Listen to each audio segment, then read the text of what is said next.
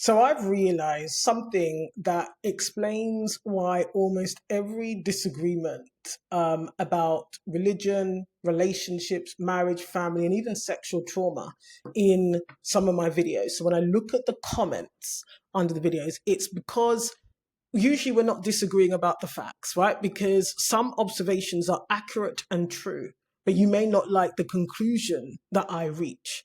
And it's usually about the values people are using to interpret the facts. Okay. And the reason why this is important for women is that women are often taught to value obedience over their own dignity. Okay.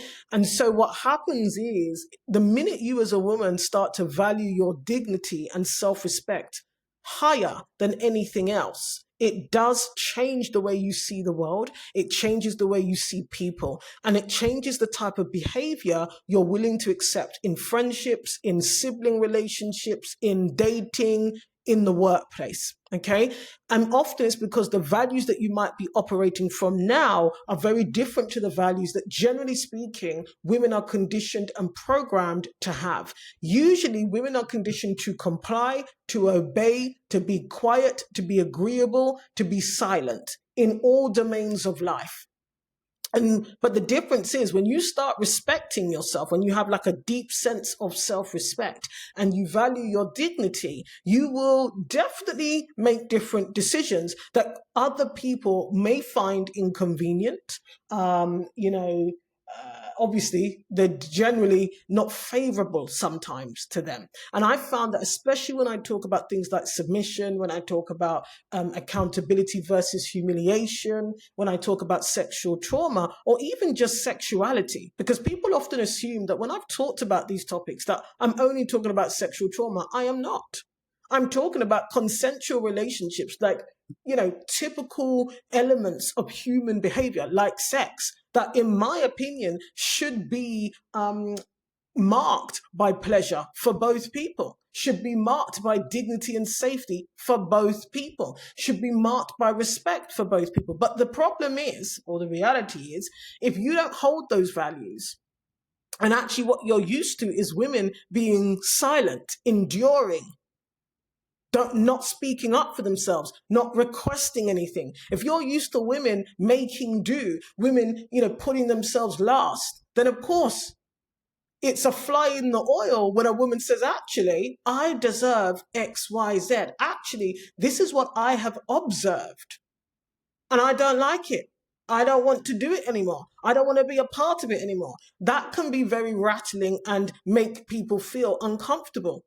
And as far as I'm concerned, there should be no issues. If we're having a conversation about some of these adult parts of human life, why are we squirmish about it? But what I see quite often is because we're coming from two different value sets. And what I'm going to do today in this video is talk about this, because I think it's really important. The way I see it is that if you value dignity, right, you're moving from a different place altogether. Okay, you are thinking about safety, you're thinking about agency, you're thinking about self-trust, respect, and yes, accountability, but often facts. Now, the reason why I'm trying my best not to use the word truth anymore, because not very often, because there's a number of reasons for that. It's so funny because the former religion I came from often uses the phrase the truth. And what it means is that it's the one true, it's believed that it is the one true religion. So often people will say, when did you join the truth? Or she left the truth, or in the truth, this is what we believe, right? And so truth is a very interesting word, because even when you think about it, if you study certain types of psychology, sociology, etc., we're now living in a world that believes that truth is relative. Your truth, my truth, the truth is somewhere in the middle. And I even saw in some of the comments in some of my videos, people will often say, but this is relative. I think if we accept that truth can be relative, on an esoteric level, we can have all those conversations. I think the facts are far harder to dispute. When somebody has observed something or something is a fact, it just is what it is. And what happens quite often is people are uncomfortable, particularly when women observe and notice the facts, see them for what they are, and then make a decision not to accept maybe the behavior, the results, the outcomes. And they say, actually, this is not for me. And then they step away. So it's a different value set. For me, I live life, as I said, my aim is always, my intention, my aim, the standard I hold myself to is always to respect other human beings' dignity, even if I don't like them. Even if I don't respect them, I recognize they all deserve dignity. This is one of the reasons why quite often in the comments, when I've talked about sex workers before and the adult industry, people get very upset. And that includes women, can get very upset because deep down, bottom line is you don't believe that those women have intrinsic human value and deserve to be talked about and treated with dignity because of the profession that they've chosen. You don't believe that. So of course, it grinds your gears when someone like me says, actually, they still have intrinsic human value. Actually, these are some of the things that you can observe about them, right? I realized a long time ago when and I think doing this and sharing these ideas publicly really amplified this for me. A lot of people are used to, even the video that was about the difference between accountability and shame. My goodness, if you go and look at the comments there, people are insisting that shame and humiliation is vital for human growth. And all the evidence says otherwise. You talk to any psychologist, anyone who's studied human behavior and human development, shame and humiliation does not produce healthy results. It's one of the biggest reasons we have adult human beings with so many issues. It's because usually they're brought up in an environment, whether it's the family, religion, culture, society, that uses shame and humiliation to control and contain people. And that is amplified when you are a girl and then you become a woman. And yet there are people in the comments, and I find this incredible, because what it does is reveal that people actually, there's a couple of things. If they have been brought up with shame and humiliation themselves, maybe it's the norm for them. And a lot of people have internal pain and trauma around that. And so they can only but mirror that onto other people. Because that's the way they were raised, they think that that's the way they have to raise their children. And that's what they want to project onto other people because they had to suffer. And so therefore, they project that onto other people. The other thing is there are people who just simply enjoy humiliating and shaming people. And so whenever they get the opportunity, and often women are often the target of this, shaming and humiliating women is rather normal in the society that we live in. Shaming and humiliating girls. Even look at the way we deal with girls when it comes to periods. A biological thing, right? There is shame and humiliation quite often surrounding that. The shame that women have around their bodies, their private parts, that can often lead sometimes to serious health conditions. The way we shame women about hygiene. Now, use your critical thinking. I'm not saying that hygiene is not important. What I'm saying is often there is a lot of shame around these things and the way we speak about them. And then the expectations that we often have. And so if you fundamentally still believe, despite all of the evidence and the research that's been done on human behavior and the evidence we see around us, because there are so many people who were raised in shame and humiliation, if you now still believe that it is essential for human growth, that says a lot about your maturity level, quite frankly. And like I said, you just might be in a place of pain yourself. If you think that shame and humiliation is necessary for human growth, is something to think about. But what I've realized is that fundamentally, we have two different value systems that we're operating from. Fundamentally, because what is often expected is compliance, obedience, deferring authority, the yearning and seeking for approval, belonging, harmony.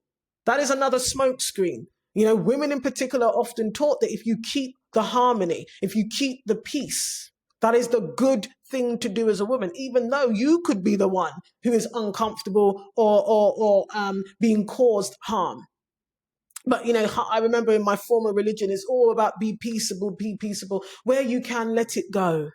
Even though someone might persistently and habitually be doing something that is severe, quite often the encouragement is, can you pray about it? Can you grow spiritually from it? Can you rely on God to get you through it. Maybe there's something wrong with you. Take the rafter out of your own eye. Yeah, so there's this thing about being peaceable, keeping the harmony in a family, in a relationship as a woman, even though that might not be the healthiest thing, even though it's actually rather dysfunctional. Okay, stability, loyalty, group acceptance, being accepted into the community. This is really a compliance hierarchy. That is a value set that most people are raised with. And when you are a woman, a girl, and you become a woman, that is amplified.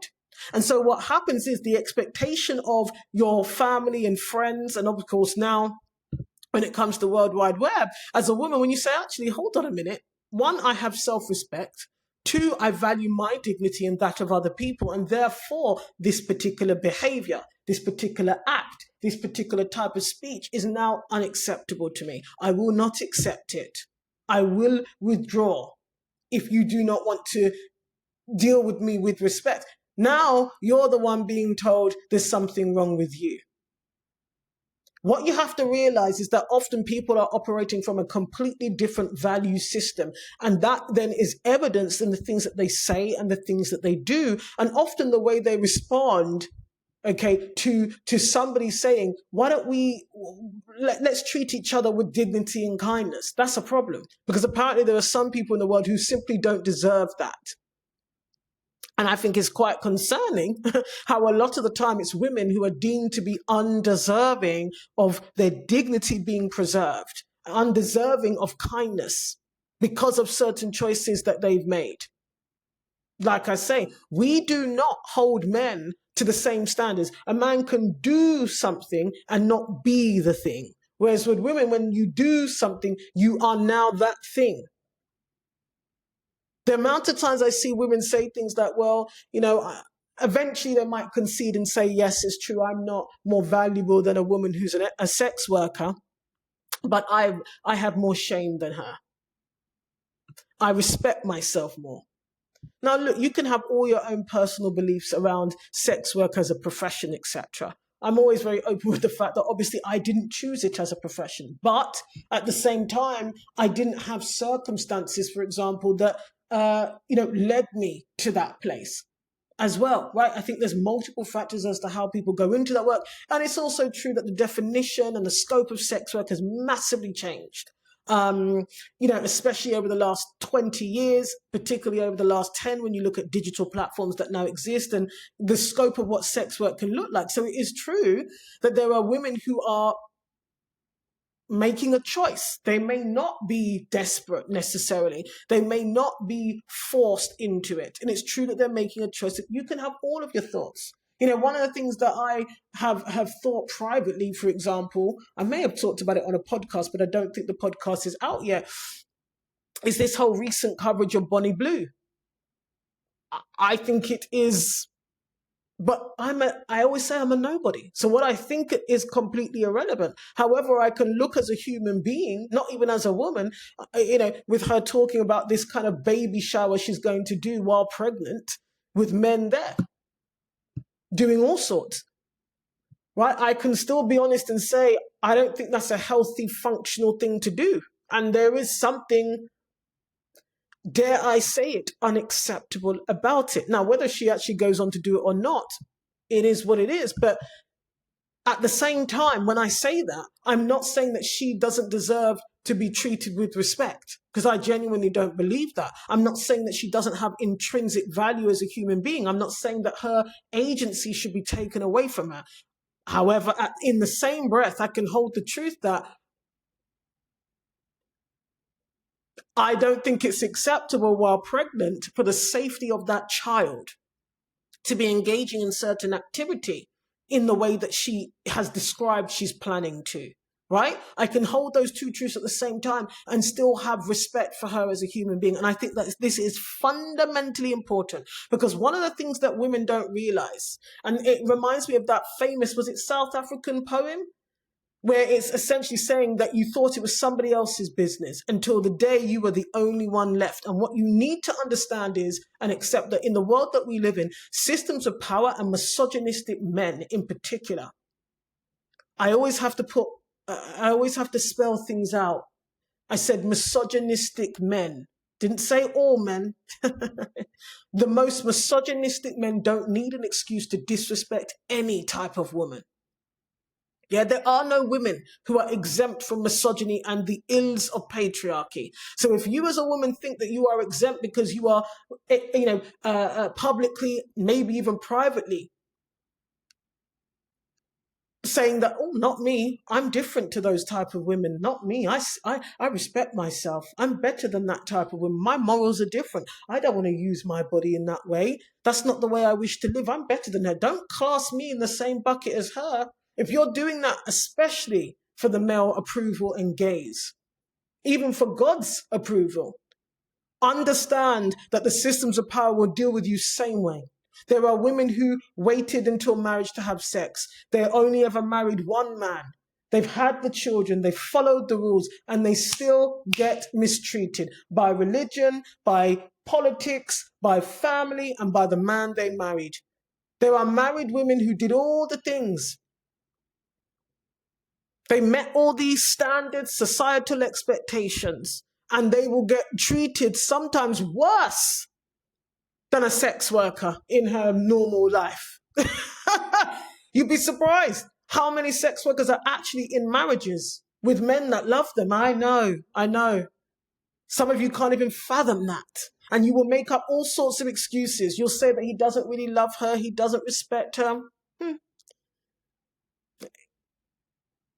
Right? But there are women who play by all the rules. Yes, they chose to. Yes, you could argue that they have different values. But their husband's treating them like any old thing. And so you have to remember that when you participate in denigrating other women, all you do is provide more fuel for misogynistic men and systems of power. And in a way, it keeps you controlled and contained as well. Because like I say, these days, for a woman to say who's in a marriage that she wants to have orgasms, it's like, oh, you're expecting too much, love. For her to say, I don't enjoy this sex or I'm not happy, that's a problem. Yeah? Is it okay for a woman to leave a marriage that doesn't include abuse or cheating? Yeah, it's even a problem for a woman to say she's not happy. People say to her, well, what more do you want, love? He's not cheating on you. He doesn't kick you. So, pipe down. There's levels to this. There's levels to it. And I always find it funny, as a woman, you better know and hope that you are being respected and dignified in your situation, whatever that situation is. And with most women these days complaining about the state of the dating market, women dissatisfied sometimes, not all the time, in their marriages, and you're worried about a sex worker. There's more. I think we need to make sure that your own backyard is covered. And so that's why it's never, ever the wise thing to join misogynistic men, even if you hold, even if you do hold certain views. I hesitate. It only came up in that podcast interview. I hesitate even to talk about specific other women. But I do think, even I know, I'm not crazy, that when Bonnie Blue was talking about what she had planned, I thought, yeah, you're going too far. You're going way too far. And it's not far-fetched to say, hold on, if she's going to do that while the child is in her womb, what would she potentially do for attention and money when that child is outside of the womb? I think that there are reasonable concerns about the state of mind if you're prepared to do that, right? But I can say that while still having respect or being respectful, not necessarily respecting, that kind of thing, the plan that she says she has, right? So quite often, okay, when you are taught as a woman or you're trained to believe, okay, that you need to be nice, agreeable, keep the family together, respect authority, give people another chance because nobody's perfect, forgive, endure, be patient, then of course, these things can be positives, but when you are doing them at the expense of your dignity, your safety, your self-respect, but also when the reality says something very different, that is not a good thing. And when you do step out and say, actually, I got some self-respect, actually, yes, other people will be rattled. And what they will do is sometimes they double down on the belief. I see it in the comments all the time. People will double down on some of these views because that's what human beings do, because they're being confronted sometimes in terms of their identity and their values. And then, as I say, you get the people who are just shameless and brazen, who actually do believe that human beings should be subjected to certain kinds of humiliation, shame, and disrespect, quite simply because they have decided that that should be the case. I've never, ever forgotten, actually, there was a clip that came up one day on my social feed where Kevin Hart was talking about the fact that when, that last cheating fiasco that was made public. Now, imagine this, your husband cheats on you and he commercializes the betrayal. I know a lot of people want money by any means, but that in itself says a lot. Then on top of that, he was doing an interview and he said that when he was speaking to his wife after she found out about the cheating, he said to her, well, you listen to your friends because you'll end up single. You see that? You see, the thing is,